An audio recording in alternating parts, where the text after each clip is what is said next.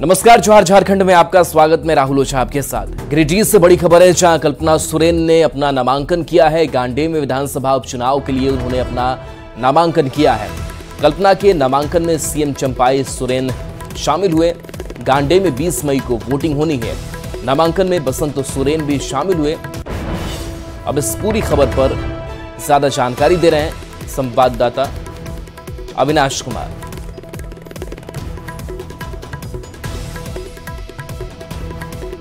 तो देखिए, गांजेय से उपचुनाव लड़ेंगी कल्पना सोरेन। तस्वीर आपको दिखा रहे हैं जहां पर अपना नॉमिनेशन फाइल किया है। चंपाई सोरेन आपको नजर आ रहे होंगे, आलमगीर आलम नजर आ रहे होंगे। अगर आप झारखंड की राजनीति में भविष्य की कल्पना कर रहे हैं तो आपको जेएमएम की कल्पना सोरेन पर भी गौर फरमाना होगा। इस वक्त झारखंड की राजनीति में कल्पना सोरेन सबसे ज्यादा चर्चा में है और चर्चा इसलिए हो रही है क्योंकि गांडेय सीट से कल्पना सोरेन चुनाव लड़ रही है। देखिए, हम लोग की तैयारी बहुत मजबूती से है और पूरी झारखंड मुक्ति मोर्चा इंडिया गठबंधन का पूरा साथ है, तो मजबूती तो हम लोगों की एकदम जबरदस्त है। और अब बस इलेक्शन का बारी है, अब देखा जाएगा 20 तारीख को सारे झारखंड वासियों का, हमारे खास करके गांडेय की तरफ से उनका आशीर्वाद चाहिए। और मैं प्रण लेना चाहूंगी कि उनका आशीर्वाद के साथ उनकी जितनी आकांक्षाएं हैं, सपने हैं, वो सारे मैं मजबूती से पूरी करूंगी। कल्पना सोरेन थी और इन्होंने कहा कि हेमंत सोरेन भले ही वो साथ नहीं है, लेकिन जो उनके मुद्दे हैं, जो उन्होंने अधूरे मुद्दे छोड़े हैं, उनकी लड़ाई वो आगे लड़ेंगी। कैमरा पर्सन संजीव के साथ अविनाश कुमार, न्यूज 18 गिरिडीह। और सारण में तेजस्वी यादव बोल रहे हैं, सीधे आपको लिए चलते हैं। सारण के मतदाता जनता के, पार्टी के सभी नेताओं के राय से हमारी दूसरी नंबर की बहन जो दूसरे नंबर पर है, पहली निशा बाती जी, इनको यहां से सारण से टिकट देने का काम किया है।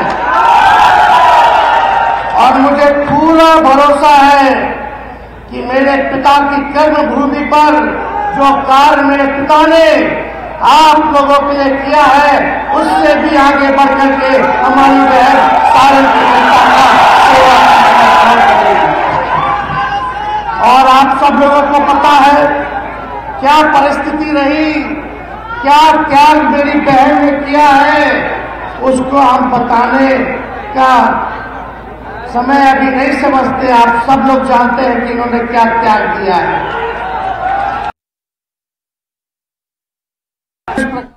और चलिए बढ़ेंगे आगे। गांडेय में उपचुनाव को लेकर सियासी घमासान तेज हो गई है। जेएमएम और कांग्रेस ने कल्पना सोरेन की जीत का दावा किया है, तो बीजेपी ने कहा है कि कल्पना सोरेन की करारी हार होगी। कल्पना भाभी है मेरी और ऐतिहासिक जीत होगा। कहीं कोई उम्मीदवार उनके दाएं बाएं भी नहीं रहेंगे। जो लोग चुनाव में भी हैं, मैं बीजेपी के उम्मीदवार से भी कहूँगा, आइए कि ऐतिहासिक निर्णय लीजिए, गुजरात की तरह फैसला लीजिए और चुपचाप बैठ जाइए, निर्विरोध चुन लीजिए। इसी में भी भाजपा की भलाई है। देखिए, जिस दिन कोई अपनी राजनीतिक पारी की शुरुआत करता है फॉर्मली, वो दिन कभी व्यक्ति वो भूलता नहीं। लेकिन जब 4 जून को परिणाम आएंगे तो मुझे लगता है कल्पना सोरेन इस दिन को जरूर भूलना चाहेंगी कि जब वो बड़ी हार का सामना कर चुकी होंगी। देखिए, आज नॉमिनेशन है और मुझे लगता है नॉमिनेशन के बाद उनके जीत की मात्र औपचारिक घोषणा बाकी रह जाएगी, क्योंकि वहां की लड़ाई, वहां के लोग, गांडेय के तमाम माटी पुत्र, धरती पुत्र, आदिवासी, मूलवासी, अल्पसंख्यक और तमाम वहां के वैसे लोग जो भाजपा विरोधी हैं, उन्होंने लड़ाई लड़ने की ठान ली है। वहां की तैयारी कार्यकर्ताओं ने, वहां के लोगों ने कर रखी है। गांडेय उपचुनाव के लिए नामांकन के बाद अब कल्पना सोरेन की एक चुनावी जनसभा होने वाली है। इस सभा में मुख्यमंत्री चंपाई सोरेन के अलावे सूबे के कई मंत्री, राज्यसभा सांसद के अलावा इंडी गठबंधन के कई नेता मौजूद रहेंगे। चुनावी सभा के लिए पपरवा टांड में पंडाल बनाया गया है। हरे रंग से बने इस पंडाल में लगभग 7000 लोगों के बैठने की व्यवस्था की गई है। तो देखिए, नॉमिनेशन कल्पना सोरेन का हो चुका है और इसके बाद से जनसभा भी होनी है और इस जनसभा में गठबंधन के कई नेता मौजूद रहेंगे। चुनावी सभा के लिए पपरवा टांड में पंडाल बनाया गया है और हरे रंग से बने इस पंडाल की अगर बात करें तो लगभग 7000 लोगों के बैठने की क्षमता इस पंडाल में है। व्यवस्था की गई है जहां लोगों से रूबरू होंगी, संवाद करेंगी कल्पना सोरेन। तो गांडेय उपचुनाव को लेकर के लगातार सियासी सरगर्मी बढ़ी हुई है और ऐसे में आज नॉमिनेशन फाइल हुआ है कल्पना सोरेन का। पूरी तरह से गांडेय की एक एक जनता चुनाव लड़ रही है और पूरे गांडेय की जनता की जीत होगी और मुझे पूरी उम्मीद है कि गांडेय की जनता ने जिताने का मन तो बना ही लिया है। अब सभी उम्मीदवारों की जमानत जब्त कराने के लिए गांडेय की जनता पूरी तरह से दृढ़ संकल्पित है और आप देखेंगे कि किसी भी उम्मीदवार की जमानत नहीं बचेगी, क्योंकि गांडेय की जनता ने खुद से कहा कि मैं चुनाव लड़ रहा हूं। एक एक वोटर अपने आप को प्रत्याशी मानकर चुनाव लड़ रहे हैं, इसलिए पूरी उम्मीद है कि एक एक वोट के लिए विपक्ष को तरसना पड़ेगा। क्या चले साफ देख सकते हैं कि स्टेज बनकर पूरी तरह तैयार है और थोड़ा बहुत जो काम बचा है उसे कर लिया जा रहा है। वहीं दूसरी ओर आप स्टेज में अगर आप बैनर पर ध्यान दे पा रहे होंगे तो इसमें साफ लिखा है कि इंडिया यूनाइटेड वी स्टैंड, और ये कहीं ना कहीं फिर से एक बार जो इंडिया महागठबंधन है, यहाँ पे इंडिया महागठबंधन के नेताओं का भी जमावड़ा होगा और एक बार फिर गांडेय विधानसभा उपचुनाव के अलावा जो लोकसभा के चुनाव हैं कहीं ना कहीं हुंकार भरा जाएगा। चुनाव जो होने जा रहा है, क्या कल्पना मैडम के लिए यह जीत ऐतिहासिक जीत होगी और इस आज के कार्यक्रम से पूरे राज्य में संदेश देने का काम किया जाएगा। झारखंड झुकेगा नहीं। यहाँ पे जो कार्यक्रम किए जा रहे हैं, इस कार्यक्रम में इंडिया ब्लॉक के कई नेताओं का तो आगमन होना ही है। इसके अलावा मुख्यमंत्री चंपा सोरेन भी शामिल होंगे। गिरिडीह से न्यूज़ 18 के लिए मैं एजाज अहमद। और इस बीच राजमहल से बड़ी खबर है, जहां जेएमएम के बागी एमएलए नामांकन करेंगे। राजमहल सीट से लोबिन हेम्ब्रम नामांकन करेंगे। 7 मई को पर्चा दाखिल लोबिन हेम्ब्रम करेंगे। निर्दलीय उम्मीदवार के तौर पर अपना नॉमिनेशन फाइल करेंगे।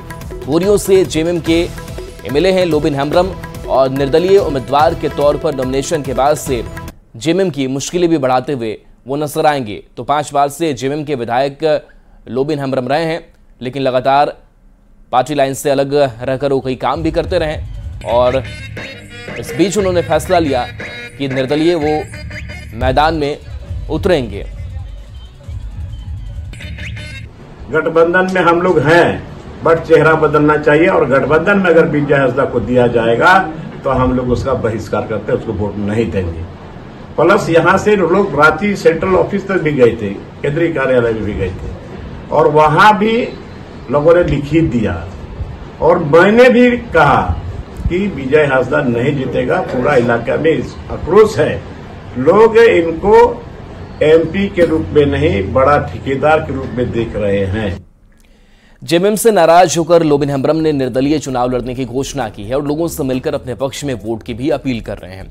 लोबिन हेम्ब्रम ने अपनी ही पार्टी के राजमहल से लोकसभा उम्मीदवार पर बड़ा आरोप लगाते हुए कहा कि लोग अब विजय हंसदा को एमपी के रूप में नहीं बड़ा ठेकेदार के रूप में देख रहे हैं।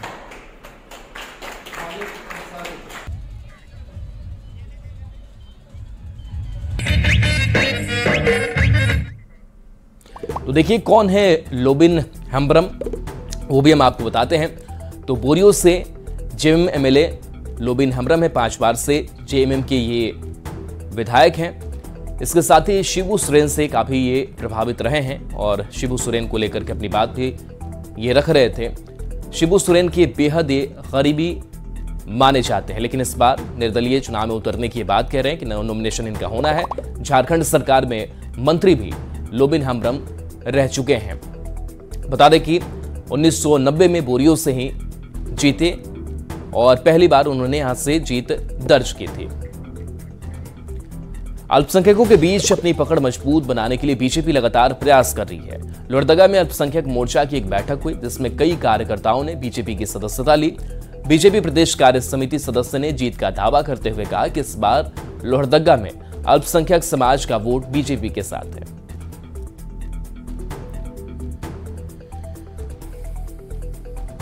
60 वर्षों से अधिक दिनों तक देश में राज्य किया, इसके बावजूद अल्पसंख्यकों के विकास के लिए उसने कुछ नहीं किया। हमारे प्रधानमंत्री यशस्वी नरेंद्र मोदी के नेतृत्व में यह देश विकास की नई सीमाएं पूरे विश्व में अपनी पहचान बना रही है और अल्पसंख्यक समुदाय के सारे लोग भारतीय जनता पार्टी को अपना आशीर्वाद, अपना स्नेह, अपना वोट भारतीय जनता पार्टी को देंगे कि हम लोग इस हालात को बदलेंगे और राज्य और राष्ट्र के लिए समर्पित होकर के पुनः ये चौथी बार जो भारतीय जनता पार्टी के जो उम्मीदवार हैं, प्रत्याशी हैं, वो हम लोग जीत सुनिश्चित कराएंगे। चुनाव से पहले बयानबाजी तेज हो गई है। सभी दल अपनी अपनी जीत का दावा कर रहे हैं, जनता के बीच जाकर वोट करने की अपील कर रहे हैं। देवघर में बूथ सम्मेलन का आयोजन किया गया, जिसमें गोड्डा से बीजेपी उम्मीदवार निशिकांत दुबे ने जीत का दावा करते हुए कहा कि सादे कागज पर लिख लीजिए, यहां एक तरफा मुकाबला होगा। में माना जाता है कि शहर के जितने वोटर हैं वो भारतीय जनता पार्टी के वोटर हैं, लेकिन हमेशा ये देखा गया है शहरी क्षेत्रों में कि राजनीतिक दल के पास कार्यकर्ताओं की कमी होती है। और इतना बड़ा बूथ सम्मेलन आपने देखा, ये देवघर में हुआ, और जो उत्साह है लोगों को, ये बताता है कि देवघर विधानसभा ही केवल ऐसी विधानसभा होगी वो 1.5 से 2 लाख का लीड है। कांग्रेस उम्मीदवार की यहाँ से जमानत जब्त होगी। खबर धनबाद से है, जहां लोकसभा चुनाव को लेकर उम्मीदवारों के बीच आरोप प्रत्यारोप का दौर जारी है। गिरिडीह से एनडीए उम्मीदवार सीपी चौधरी ने कहा कि विस्थापितों की लड़ाई लड़ने के लिए उन्हें अपार जन समर्थन मिल रहा है। उन्होंने आगे कहा कि जो लोग गलत काम करेंगे वो जेल जाएंगे ही, चाहे हेमंत सोरेन हो या कोई और भी। इंडी गठबंधन के उम्मीदवार मथुरा महतो का कहना है कि हेमंत के जेल जाने से जनता खफा है और जनता बीजेपी को जवाब जरूर देगी।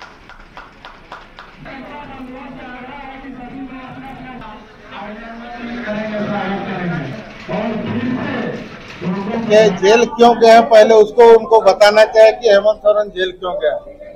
जेल कोई जबरदस्ती नहीं जाता है। एक अपराधी यदि जेल जाता है तो उस पर उन लोगों का कमेंट इस प्रकार होता है, ये झारखंड के लिए दुर्भाग्य है। जो लोग जमीन घोटाला, कोयला चोरी, बालू चोरी, पत्थर चोरी, शराब घोटाला में जो लिप्त है, यदि वो जेल जाते हैं तो ये देश के लिए अच्छी बात है। चूँकि तानाशाह सरकार ने जिस तरह से यहाँ के तत्कालीन मुख्यमंत्री को जेल में दिया, इसके प्रति आक्रोश काफ़ी है और उस आक्रोश की वजह से इस बार वोट के माध्यम से लोगों ने इसका इजहार किया। पलामू लोकसभा सीट पर इस बार चुनाव बेहद दिलचस्प होता दिख रहा है। बीजेपी और आरजेडी दोनों पार्टियां जीत का दम भर रही हैं। ऐसे में लोगों के मन में क्या है, यह जानने की कोशिश की संवाददाता नीलकमल ने। इस वक्त मैं मौजूद हूं डाल्टनगंज विधानसभा क्षेत्र के सुआ कौड़िया पंचायत में, सुआ गांव में मौजूद हूं। यहाँ पे ग्रामीण यहाँ पे इकट्ठे हुए हैं और ये पूरा अलग अलग इलाके से यहाँ पे ग्रामीण इकट्ठे हुए हैं।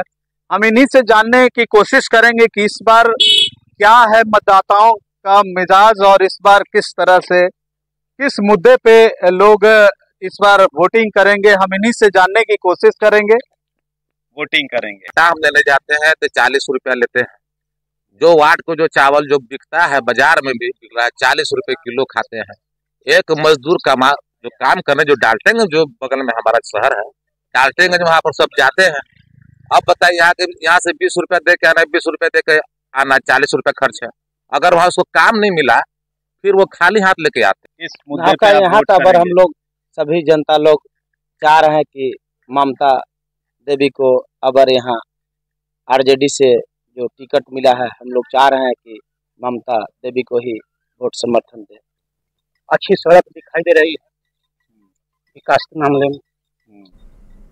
अगर सड़क हो तो विकास हो, तो मेरा यकीन आ रहा है बीडी मजबूरी है लेकिन केंद्र सरकार जरूरी। जहाँ तक रही बात रोजगार की और बीडी राम सांसद की, आप लोग तो सांसद की बात सच्चाई है कि कभी यहाँ पे आते जाते नहीं है, लोगों को पहचानते नहीं है। सब लोग सोच रहा है कि बदलाव किया जाए, लेकिन अगर सरकार बनती है बीजेपी सरकार तो ममता भूया क्या करेगी? अगर यहाँ से जीतती है तो ममता भूया क्या करेगी? मैं ये लोगों से जानना चाहता हूँ और जरूरी है बीजेपी। प्रतिनिधि तो बहुत खराब है बीडी राम, समझे कि नहीं। 2 बार से जीतते आए हैं, 10 साल हो गया, कुर्सी नहीं दिए ये, और वैसे नल फल इंदिरा आवास का घर में चलकर वो मिला है, समझे कि नहीं?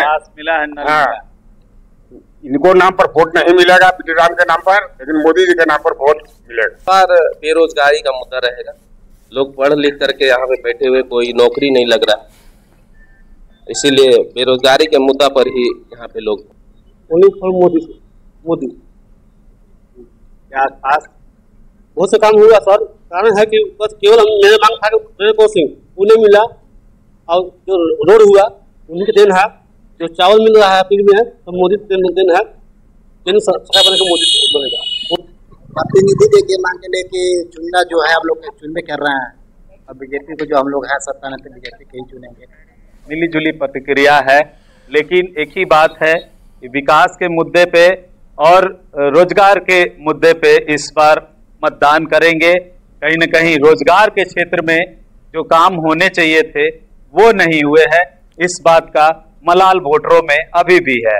नीलकमल, न्यूज़ 18 पलामू। झारखंड दौरे पर पीएम मोदी आएंगे, 3 लोकसभा सीट पर प्रचार प्रसार करेंगे। 3 मई को चाईबासा में पीएम मोदी की सभा होगी तो 4 मई को पलामू लोहरदगा में पीएम की रैली होनी है। पीएम के कार्यक्रम को लेकर के बीजेपी में खासा उत्साह देखने को मिल रहा है। तो झारखंड दौरा होगा प्रधानमंत्री नरेंद्र मोदी का, 3 लोकसभा सीट के लिए प्रचार प्रसार होगा। 3 मई को चाईबासा में पीएम मोदी की सभा तो 4 मई को पलामू लोहरदगा में पीएम की रैली होगी।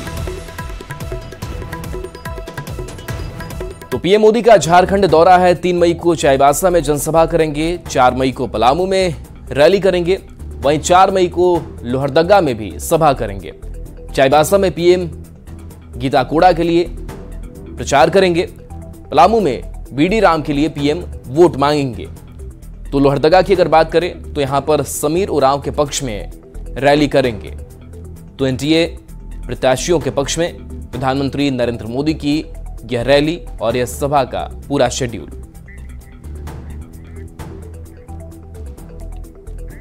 और चलिए एक ब्रेक का वक्त हो चला है, जल्द वापस आते हैं।